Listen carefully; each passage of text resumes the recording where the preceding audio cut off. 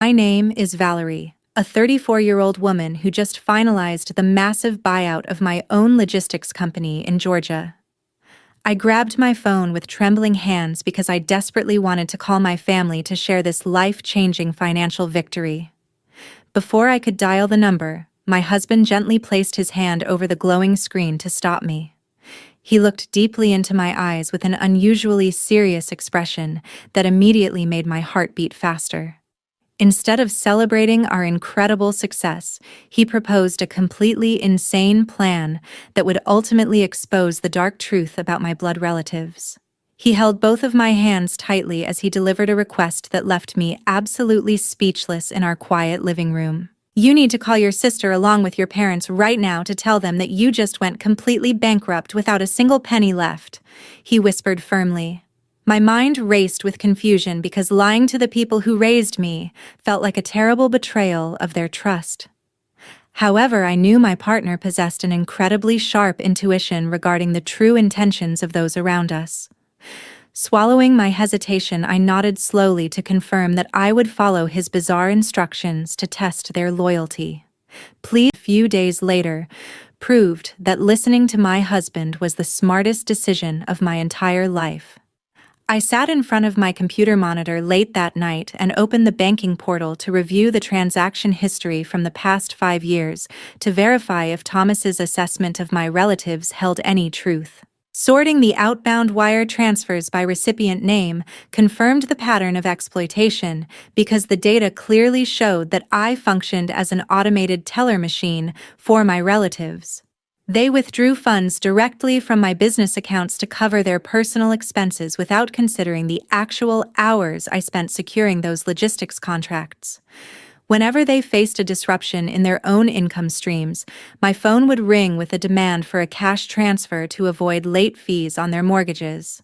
I exported the spreadsheets and calculated the exact total of unreturned funds, realizing the amount could have easily purchased a second warehouse for my operations.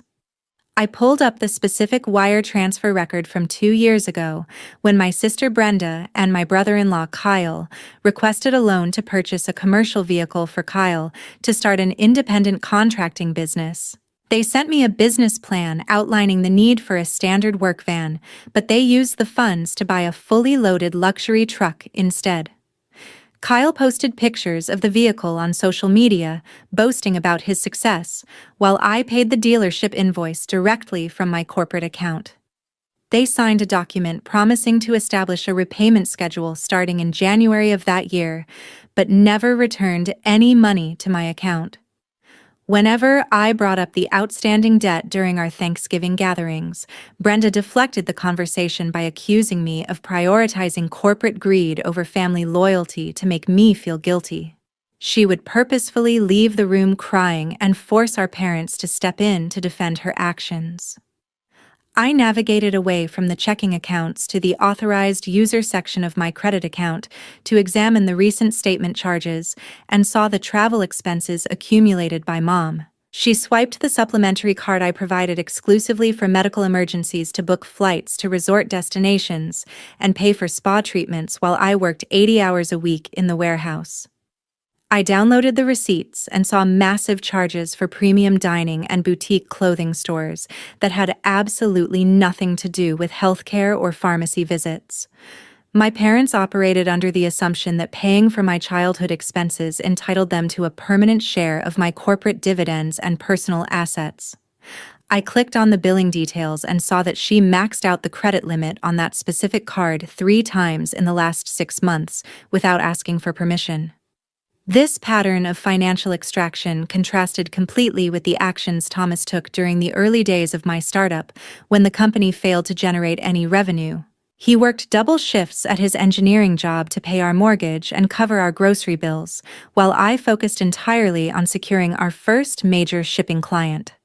While my family told me to close the business and get a normal job, Thomas liquidated his own retirement savings to pay my employees their salaries during our first year. He spent his weekends helping me load pallets in the warehouse to save money on labor costs, instead of taking time off for himself. I pushed aside the feelings of familial obligation, closed the banking portal, and picked up my smartphone to dial Mom to initiate the plan. I informed her that I needed to host a family dinner this upcoming weekend at my house to discuss a financial situation involving my company.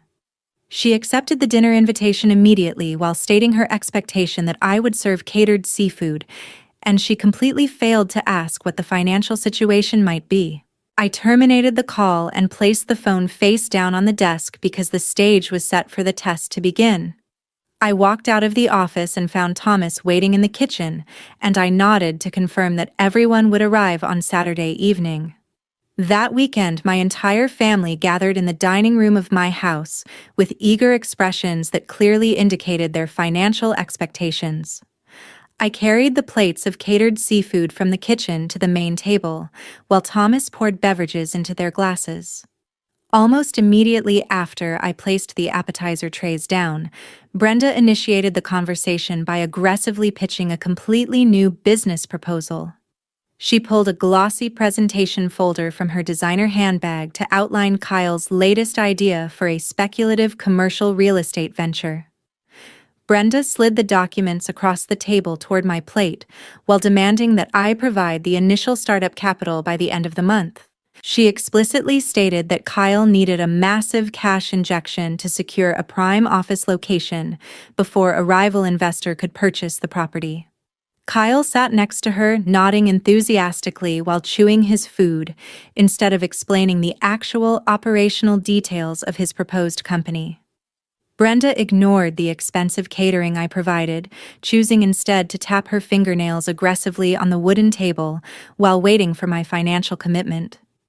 I looked at the inflated budget numbers printed on the top page without saying a word or agreeing to fund their risky experiment. Before I could even formulate a proper response to Brenda, Mom redirected the focus of the dinner entirely toward her own housing complaints. She loudly announced that the flooring in their current living room had suffered extensive water damage during a minor plumbing leak last week. Dad chimed in immediately to support her narrative by listing all the expensive contractors they had already contacted for premium renovation estimates. Mom pushed her empty appetizer plate aside to directly instruct me to cover the entire cost of the structural repairs alongside the luxury hardwood upgrades. She argued that paying for their home improvement project was my fundamental duty, because my logistics firm had experienced a highly profitable quarter. Dad added that they expected the renovation funds to be wired into their joint checking account by Tuesday morning to secure the construction permits. They casually treated my corporate revenue as a shared family asset pool that existed solely to fix their personal property issues. I slowly lifted my head from the financial documents Brenda gave me to lock eyes with Thomas, sitting at the opposite end of the dining table. He placed his silverware down onto his napkin while offering a subtle nod to confirm that the perfect moment to execute our plan had arrived. I took a very deep breath to steady my nerves before standing up from my chair to command the attention of everyone in the room. I looked directly into the faces of my family members to ensure they were listening closely before delivering the fabricated news about my financial ruin. My logistics company has completely collapsed due to severe supply chain disruptions, leaving me currently carrying millions of dollars in corporate debt. I stated firmly. The entire room froze instantly as the reality of my statement interrupted their aggressive campaigns for additional funding alongside expensive home renovations. Seeing their stunned reactions, I maintained my serious expression while delivering the second part of the script Thomas had carefully prepared for me. The bank has already sent multiple warning notices regarding my defaulted loans, meaning they could come to foreclose on this house at any moment, I added. I lowered my voice to sound appropriately desperate while delivering the final line of my performance to test their emotional response. I really do not know what to do next, or how I will survive this bankruptcy without losing absolutely everything I own, I told them. I sat back down in my chair, waiting patiently in the heavy silence for someone to offer a comforting hug or a word of encouragement. I hoped that at least one person sharing my bloodline would express genuine concern for my well-being, rather than worrying about their lost funding source. Instead of receiving any familial support or empathy, I was met with a terrifyingly quiet atmosphere that dominated the entire dining room. Mom crossed her arms over her chest, displaying a defensive posture while refusing to look me in the eye after my devastating revelation. Nobody stood up to comfort me or suggested that we could figure out a solution to the massive financial crisis I had just described. They simply stared at me with widened eyes while processing the fact that the unlimited cash supply they relied on had suddenly evaporated.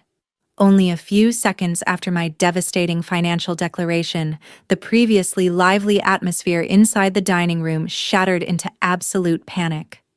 Brenda immediately jumped out of her dining chair while dropping her presentation folder directly onto the floor. She aggressively pointed her finger at my face, while demanding to know who would continue making the expensive monthly payments for her luxury commercial truck. Instead of asking if Thomas and I possessed enough money to buy groceries, she complained that a vehicle repossession would completely ruin her pristine credit score. Kyle finally stopped chewing his catered seafood to stare at me with obvious disgust before crossing his arms defensively over his chest. "You deliberately wasted our valuable weekend evening listening to my real estate pitch when you already knew your logistics company possessed absolutely zero investment capital." Kyle complained bitterly. Mom completely ignored my visible emotional distress while frantically digging through her oversized designer handbag to locate her leather wallet. She pulled out the supplementary credit card I gave her last year while furiously checking the expiration date printed on the plastic. She held the card up toward the ceiling light to inspect the account numbers before turning her furious gaze back toward my face. "What exactly is going to happen with this secondary credit card right now, or will the corporate bank automatically lock my purchasing account before tomorrow morning?"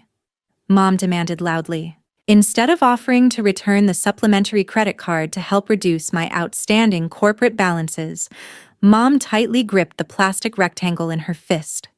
She actually commanded me to transfer a large sum of money into her personal checking account immediately before the government regulators could freeze my corporate assets. She justified this outrageous demand by claiming she needed emergency funds to protect her retirement savings from my legal troubles. I stared at her demanding face while refusing to process any unauthorized transfers on my banking application.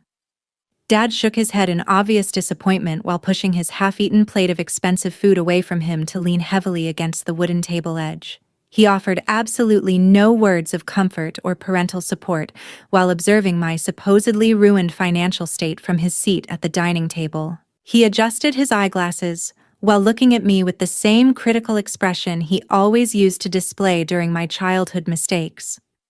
"You brought this massive disaster entirely upon yourself by taking unnecessary entrepreneurial risks, so you must deal with the severe consequences alone without dragging this family down with you," Dad stated coldly.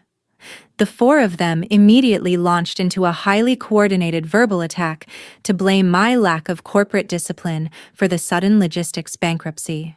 Brenda accused me of maliciously deceiving them about my profit margins during the past 6 months, just to avoid funding their speculative ventures. She explicitly reminded me that my personal signature remained permanently attached to the co-signed loan documents for their current residential mortgage. Brenda demanded that I immediately contact the mortgage lender to remove my name from their property deeds before my corporate bankruptcy triggered a default clause on their home. Mom firmly stated that she would absolutely not allow me to move back into my childhood bedroom to escape the impending bank foreclosure on my current residence. Dad explicitly warned me against using his home telephone number as a reference contact for any aggressive debt collectors attempting to recover my corporate loans.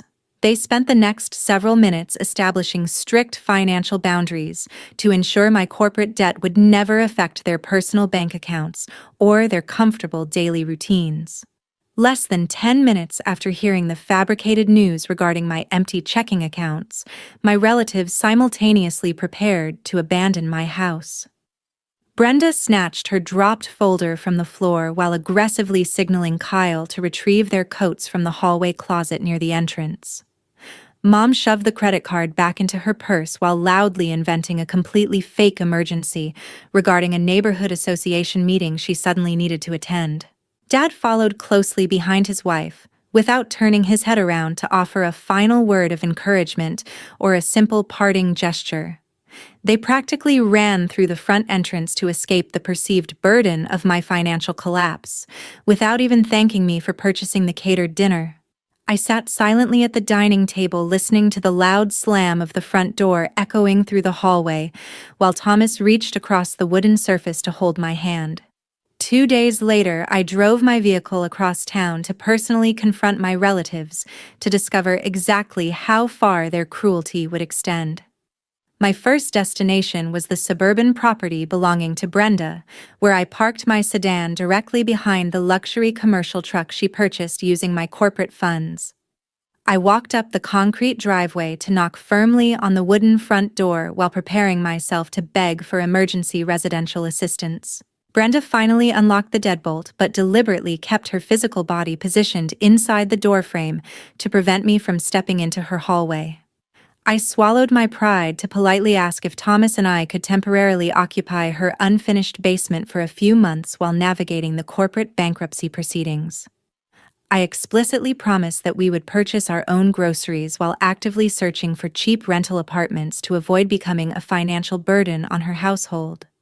I even offered to perform daily household chores or babysit her children during the week to compensate for utilizing her basement space during our transition period. Brenda immediately raised her right hand to silence my plea while physically pushing the wooden door closer to the locked position to deny my housing request. I cannot allow you to stay here because my family requires total privacy, and observing your massive debt struggles will negatively affect my children psychologically, Brenda stated coldly.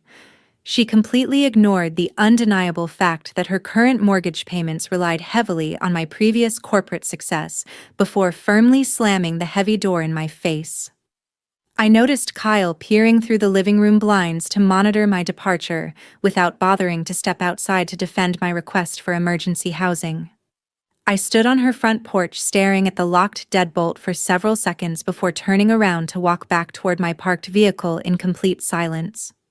Instead of returning to my own residence to admit defeat, I started the engine to drive straight toward the residential neighborhood where my parents currently lived. I navigated the familiar streets while formulating a significantly smaller financial request to test their willingness to support their youngest daughter during a fabricated crisis. I parked along the sidewalk near their manicured front lawn to approach their entryway with the simple intention of borrowing enough cash to cover my upcoming utility bills. I pressed the doorbell button twice before Mom finally appeared on the front porch, wearing a brand new designer sweater she undoubtedly purchased using my supplementary credit card. I carefully explained that the corporate liquidators had temporarily frozen my personal checking accounts, leaving me entirely unable to pay the municipal water or electricity invoices this month.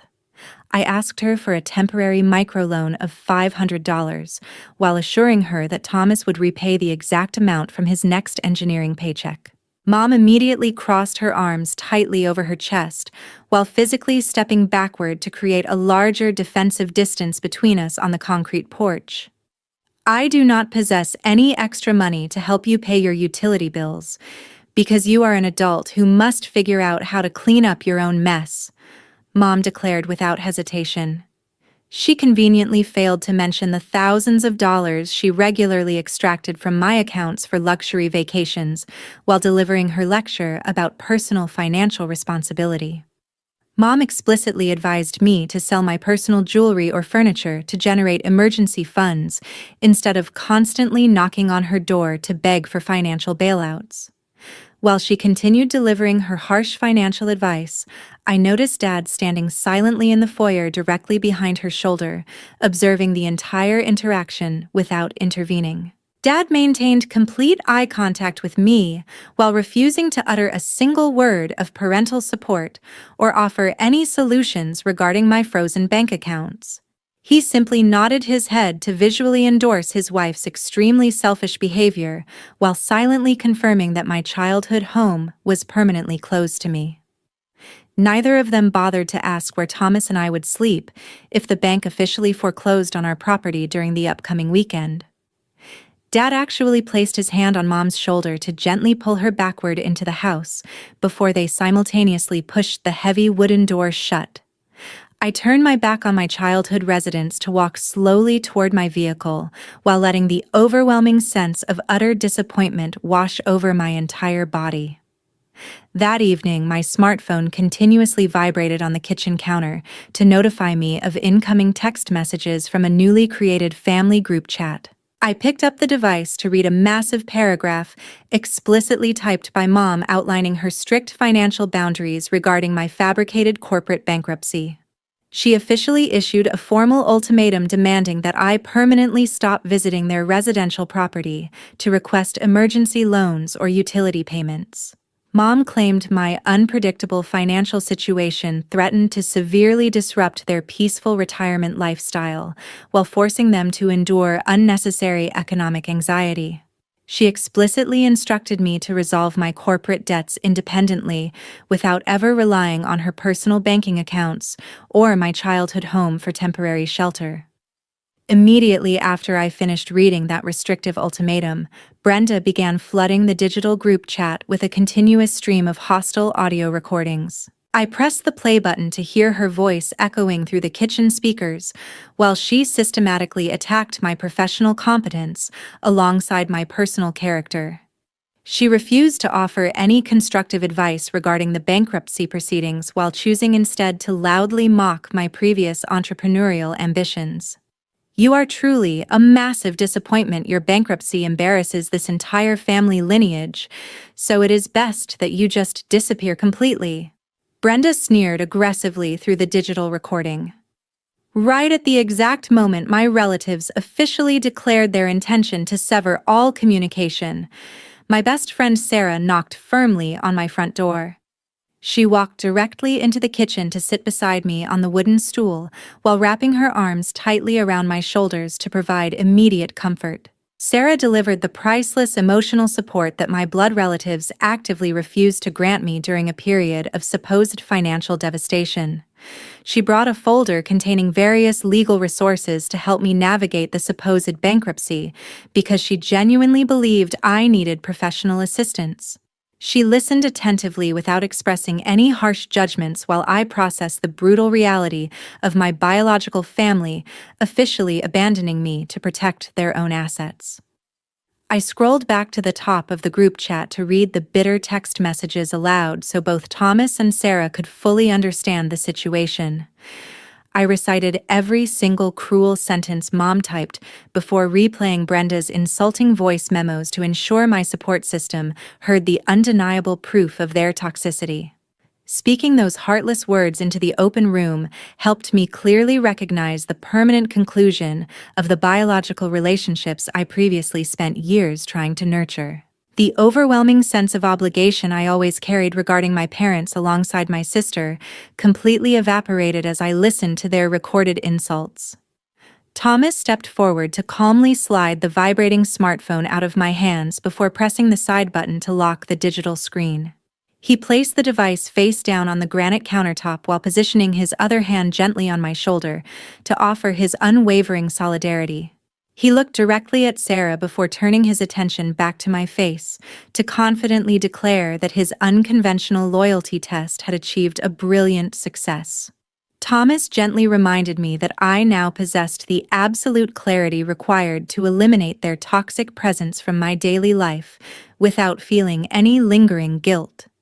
He instructed us to gather our financial documents from the office filing cabinet because it was finally time to prepare our calculated counterattack against their unforgivable greed. He walked across the room to retrieve his laptop to begin drafting the necessary legal correspondence to officially separate my corporate wealth from their personal liabilities. 3 days later, the front page of the largest business newspaper in Georgia published a massive headline regarding the recent corporate consolidation within the regional logistics market. The extensive financial article publicly disclosed the exact details surrounding the complete acquisition of my former transportation company for $10.5 million in upfront cash. The publication prominently featured a large colored photograph, displaying me smiling broadly while officially signing the finalized corporate transfer contract alongside the purchasing executives. The financial journalists thoroughly documented my innovative operational strategies while confirming my immediate transition into an early retirement funded entirely by the massive corporate buyout. The article explicitly mentioned the complete lack of outstanding corporate debt associated with my business portfolio to highlight the incredible profitability of the finalized sale. Less than 30 minutes after the digital version of the newspaper article went live across various social media platforms, my smartphone began vibrating violently against the kitchen counter. The notification screen instantly filled with dozens of missed call alerts, alongside a continuous stream of desperate text messages originating directly from Mom alongside Brenda. They completely abandoned their previously established communication ban to aggressively bombard my personal cellular device with frantic attempts to re-establish our severed biological connection.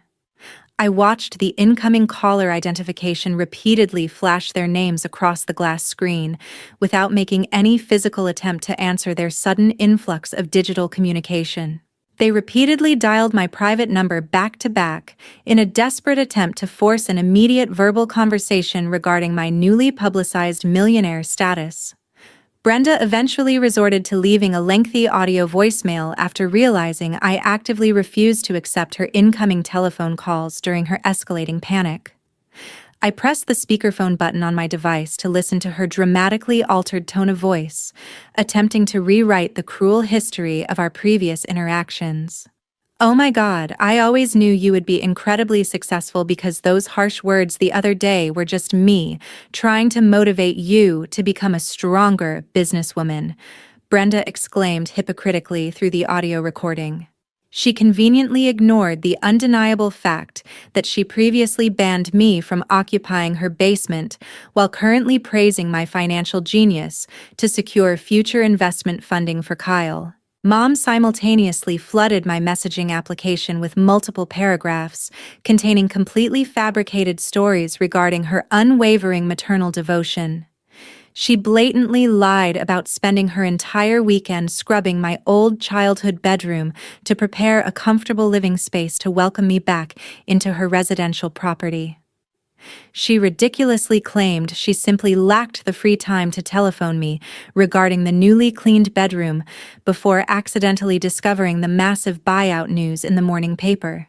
Her text messages aggressively demanded an immediate in-person reunion to celebrate my tremendous financial victory, while completely ignoring the severe ultimatum she issued earlier that week.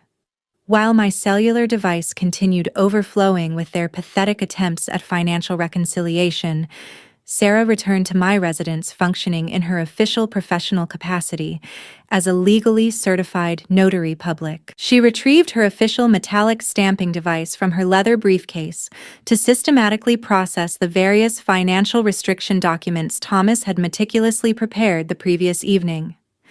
Sarah carefully verified my state identification card before officially notarizing my signature across multiple binding banking forms required to completely sever my monetary liabilities from my relatives. She professionally categorized the freshly stamped paperwork into distinct legal folders without offering any unnecessary commentary regarding the frantic text messages continuously illuminating my smartphone screen. I actively ignored every single fake compliment alongside the flattering voicemails currently congesting my digital inbox to maintain my absolute focus on the legal task ahead. I calmly stacked the finalized banking revocation documents together before forcefully shoving the entire stack of papers into my secure leather briefcase to transport them downtown. I grabbed my car keys from the ceramic bowl near the entrance while signaling Thomas to gather his own coat for our upcoming trip to the financial district. We walked confidently out the front door toward our parked vehicle to permanently finalize the severe financial consequences my relatives rightfully earned through their unforgivable greed. I locked the front door securely behind us while leaving my vibrating smartphone sitting on the kitchen counter entirely unattended. That Friday morning, Thomas and I walked through the heavy glass doors of the central bank headquarters to completely reestablish my personal financial boundaries. We bypassed the regular teller lines to sit directly at the desk of the senior branch manager who handled my premium corporate accounts. My first retaliatory action involved formally requesting the banking official to permanently deactivate the supplementary credit card Mom previously abused for several consecutive years. I closely watched the manager type the specific cancellation codes into the secure computer terminal to ensure her unlimited purchasing power evaporated instantly. I confidently signed the digital authorization pad to explicitly forbid the financial institution from ever issuing another supplementary card under my primary identification number. This definitive action immediately halted her ability to illegally book luxury vacations or purchase expensive designer clothing using my hard-earned corporate wealth. Immediately following the credit card deactivation, I handed the notarized revocation documents Sarah prepared directly to the mortgage department supervisor sitting across the wooden desk. I officially submitted the formal paperwork required to completely remove my signature as the primary financial guarantor for the residential mortgage currently attached to Brenda's suburban house. The banking supervisor heavily stamped the legal forms to officially release me from their property loan, while simultaneously triggering an immediate financial review of Brenda's actual household income. This specific legal maneuver actively forced my sister into a terrifying situation where she must independently prove her financial stability to prevent an actual bank foreclosure proceeding. I successfully eliminated every single avenue they previously utilized to extract money from my personal wealth without showing any hesitation during the extensive banking appointments. Thomas firmly grasped my hand while we exited the air-conditioned banking lobby to walk back toward our vehicle parked in the private customer lot. Before we could even unlock the car doors, Mom alongside Brenda sprinted frantically across the hot asphalt, trying to intercept our impending departure. They actively attempted to perform a pathetic display of fake tears while loudly apologizing for their incredibly selfish behavior during my recently fabricated financial crisis. Brenda completely abandoned her previous arrogant attitude while desperately begging me to reconsider the mortgage guarantee before the bank officially finalized the sudden revocation paperwork. She attempted to physically block the passenger door while screaming that her children would become homeless if the banking executives recalled her residential property loan. Mom simultaneously pleaded with me to reactivate her canceled credit limit while falsely promising to eventually repay the massive retail balances she recently accumulated. She grabbed my forearm, trying to physically prevent me from entering the vehicle while loudly claiming that a daughter held a sacred obligation to financially support her aging parents. I forcefully pulled my arm away from her gripping fingers, while clearly reminding her that my biological obligations officially expired the exact moment she abandoned me. I stared directly into their panicking faces while feeling absolutely zero sympathy regarding the genuine financial disaster they deliberately brought upon themselves. I refused to accept their hypocritical apologies because their current desperation stemmed entirely from losing their unlimited funding source rather than regretting their incredibly cruel actions. They clearly only valued my existence when my personal checking accounts remained fully accessible to fund their extravagant lifestyles without requiring any reciprocal effort.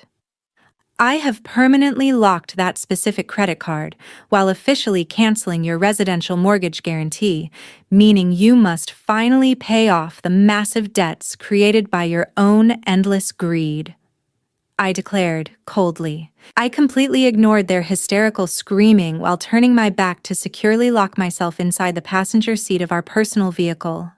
Thomas calmly started the engine before reversing the car out of the parking space, while my relatives continued banging their fists aggressively against the tinted windows. We drove smoothly out of the banking plaza, while permanently leaving the people who shared my bloodline to face the severe economic consequences they rightfully earned. My biological family finally experienced the terrifying reality of potential bankruptcy they coldly wished upon me during their previous displays of unforgivable selfishness. I watched their desperate figures slowly shrinking in the side view mirror while experiencing an overwhelming sense of ultimate liberation settling deep within my chest. I realized that severing these toxic relationships fundamentally secured my emotional peace, alongside protecting the millions of dollars I earned through years of dedicated sacrifice. Before concluding today's story, we must recognize the incredibly valuable educational lesson regarding familial loyalty alongside personal financial boundaries. From never justifies the systematic financial exploitation of a successful family member. The protagonist correctly demonstrated that permanently severing ties with extremely toxic relatives represents an act of crucial self-preservation rather than a display of unforgivable cruelty. True family members offer unwavering emotional support during your darkest moments, instead of solely viewing your bank account as their personal funding source. If you unexpectedly acquired $10 million tomorrow, would you proactively test your family using this exact fabricated bankruptcy method to discover their true intentions? Please share your personal opinions regarding her severe financial retaliation in the comments